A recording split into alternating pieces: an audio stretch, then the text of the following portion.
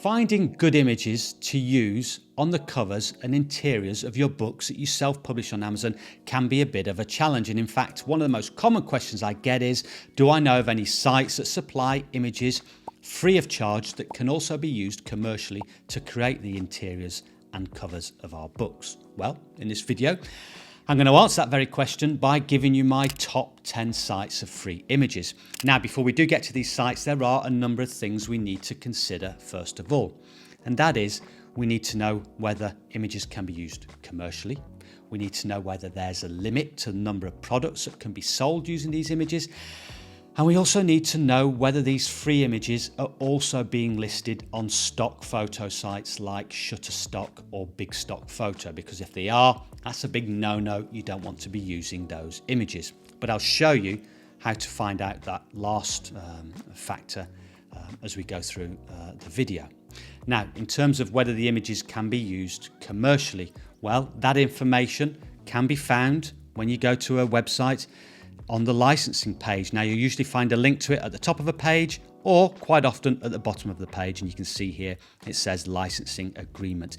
This is an important part of the business that you need to learn. I know when you read some of these licensing agreements, it can be quite confusing, but it is something you need to learn or take legal advice on. I'm not that person that you need to get legal advice from because I'm not a lawyer. You also need to make yourself familiar with the Creative Commons licenses. You can go to creativecommons.org where you can find out about that. When I started, I didn't know anything about this at all and had to learn all this as part of the business. The reason you need to know about Creative Commons licensing is that some of the images are listed under the Creative Commons licensing. The number of products that you can sell, again, that will come under the licensing agreement and will be written down somewhere in there if that's applicable. Okay, we've got that out of the way, so let's get into these top 10 sites. Now, the first site is Vecteezy, and this is one of my favorite sites. I've used so many images from here, and the images that you can use for free have this little free badge that you can see here. And when you click on an image, it will also have licensing information there. And that applies to all the sites. When you do click on an image, there'll usually be a link somewhere around it, which will give you additional licensing information. Now, I do know for Vecteezy that with the free images, you can only sell a maximum of 50 products with each image. But the way I look at it is this. If you do use one of the free images and you sell 50 products, well, use that money to invest in the Pro license. I think it's currently around about $109 for the year. You can then use that license to sell unlimited number of products. And I think it is good value. Again, I've created a lot of my books using images from Vecteezy. Now, the next site is Pixabay. This is a very common site that a lot of people use. It does have photographs, illustrations, and vector graphics here. Now, with these are images that are often uploaded by people to the site. Pixabay does, or supposedly does, check that these images are copyright free. However, some images do fly under the radar and miss the checks, and they can be found listed on these stock photo sites. If you end up using those images, those stock photo sites will then come after you, which is what you don't want. So this is how I check these images. We'll click on this one here. We'll click on free download. We then go over to Google image search. Just a case of dragging that image that you've just downloaded into Google image search and then looking at the search results. And what we're looking for is whether this particular image is listed on any of these stock photo sites. So I just scroll down and I'll go through the first 3 or 4 pages to see if that's the case. Again, if it is, don't use that particular image. But Pixabay is a great resource. The next site, and I love this site, and that is Raw Pixel. You go and click on the public domain button at the top here, and you'll get all these images that are in the public domain, and many of them are created by famous artists. Now, I did a video recently where I used a William Morris image to create the interiors and covers of a colouring book.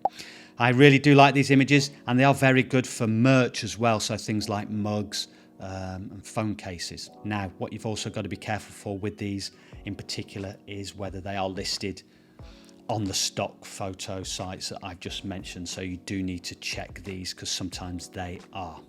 Next site is Unsplash. Now this is very similar to Pixabay, but it's mainly just photographs. And again, there's a whole range of photographs here and very good quality pictures.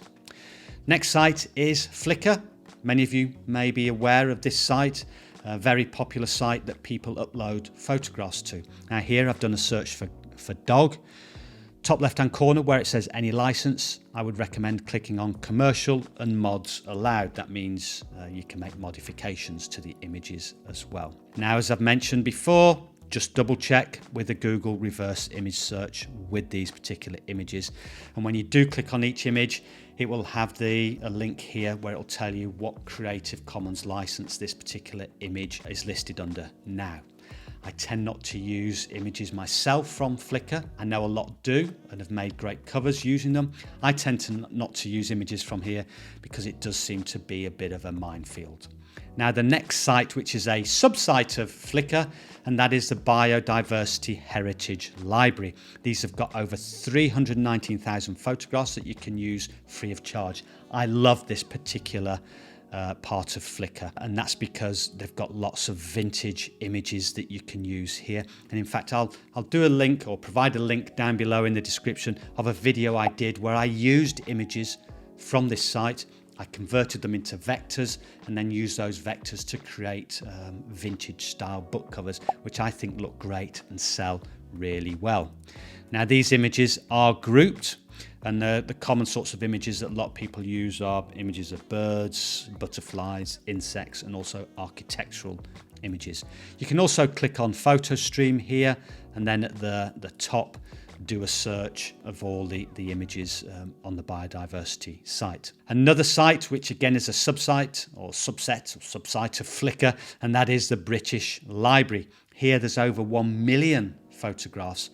And in a similar vein to the biodiversity site, there's lots of albums or images that are all grouped together. These are copyright free, and also you can do a search by clicking on PhotoStream. Again, a great resource of vintage type images, which are very popular. Next site is Canva. Now I did a recent poll, and the majority of people, or a lot of people that answered the poll, use Canva to create their book covers. Now here there are images that you can use for free, and there's photographs and there's graphics. If you click on graphics, you can see you've got all these images here. Now you will find there are some that have this little crown. When you hover over it says Pro. To use those you do need the Pro version, which you have to pay for, but all the other images are free. And here's a little pro tip. You've got those three little buttons here, or dots. If you click on that, then click on information, it will tell you about the licensing for those images. And there's a whole range of photographs here as well that you can use. You can also make yourself familiar with the licensing page on Canva, which gives you all the information you need to know. Here it's very simple. You don't even need to download these images to your computer. You can just drag them across onto the book cover that you're making. So that's very simple. Next site is Pexels. Again, this is very similar to Pixabay and Unsplash, and it's a lot of photographs here that you can use. Click on license to get the licensing agreement. And the last site is Freepik, where you can get vectors, photos, Photoshop images, and also icons. And this has a huge range of lots of images that look very good for creating book covers, can be used in your interiors, and also for creating merch as well if you're also into that. So that's my top 10 sites. There's something there in those sites for everybody, and I'm sure you can find something there that you can use. Just make sure of the legality, but don't get too sort of worried and stressed about it.